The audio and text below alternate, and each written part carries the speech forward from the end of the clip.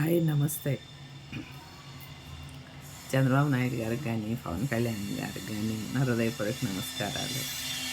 Main మీరు ఇప్పుడు ఏం చేయాలో తెలుసా ఫ్రెండ్స్? గొడవలు ఆపేయండి. పంతాలు పట్టింపులు వద్దు.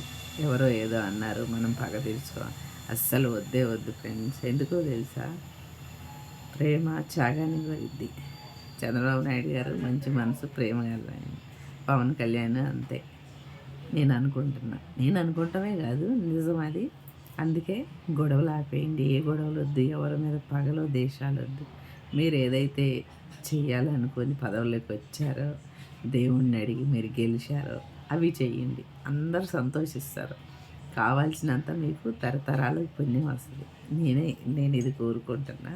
అందరూ ఇదే కోరుకుంటున్నారని నేను ఆశిస్తాను. ఆంధ్ర ఇప్పుడు మొత్తం చేంజ్ అయిపోయింది. చాలా బాగుంటుంది. ఓకే.